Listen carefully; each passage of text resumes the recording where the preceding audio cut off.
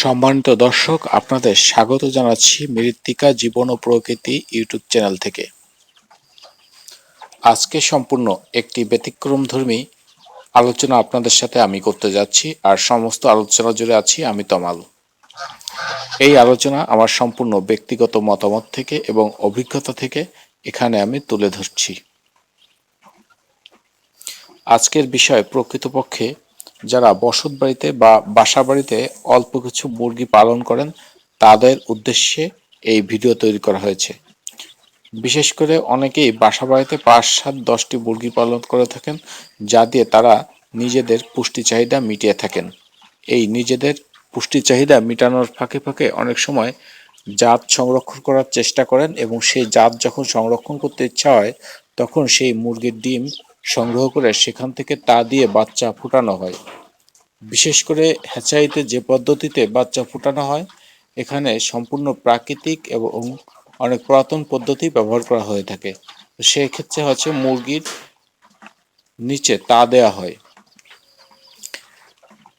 সাধারণত আপনারা একাধিক মুরগিতে একই সাথে যদি তা দিয়ে থাকেন, তখন একই দিনে বা কয়েকদিনের ভিতরে যে বাচ্চাগুলো ফুটবে সেই বাচ্চাগুলো আপনারা একটি মুরগি দিয়ে, অর্থাৎ একটি মা মুরগি দিয়ে আপনি পালন করতে পারেন।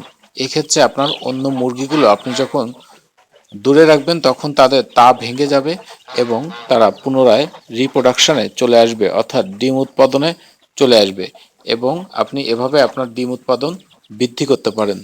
এক্ষেত্রে আপনাকে মা মুরগিটাকে একটি মা মুরগি নির্বাচন করতে হবে, যে মা মুরগি সমস্ত বাচ্চা সংরক্ষণ করতে পারে। আমরা এখানে অনুমান ৬০টির মতো বাচ্চা দিয়েছি ৩টি মা মুরগির। এখানে যে জাতগুলো আছে সেটা হচ্ছে ব্ল্যাক অস্ট্রালব, যা ডুয়েল পারপোজ অর্থাৎ মাংস এবং ডিম উৎপাদনে ব্যবহার হয়। অন্যদিকে আছে দেশি উন্নত জাতের একটি মা মুরগিকে দিয়েছি, এবং আমরা একটা নির্দিষ্ট জায়গা তৈরি করেছি এবং সেখানে নিচে তুষ দিয়েছি, এবং তুষের পর পেপার দিই, পেপারে ছিটিয়ে খাদ্য দিই। আজকে মুরগির বয়স 10 দিন। আপনারা দেখছেন পাশে একটি বাল্ব আছে, আমরা এই বাল্বও দিয়ে রাখি যাতে পর্যাপ্ত তাপ পায়।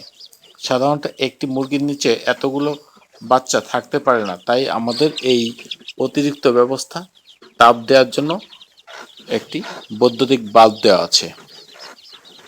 আপনারা এ পদ্ধতি অবলম্বন করলে আপনারাও বাসা বাড়িতে বসে আপনাদের বাচ্চাগুলো সুন্দরভাবে পালন করতে পারেন। এর জন্য আপনাকে বেশি পরিশ্রম করতে হবে না। এক জায়গায় অনুমান 20 দিনের ভিতর যখন রাখবেন তখন বাচ্চাগুলো একেবারে ভালো হয়ে যাবে।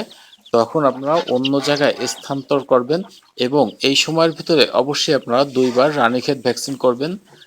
জন্মের প্রথম থেকে 5 দিনের ভিতরে একবার এবং তার 14 দিন পর দ্বিতীয়বার। আমাদের ভিডিওটি ভালো লাগলে অবশ্যই আপনারা শেয়ার করে দেবেন।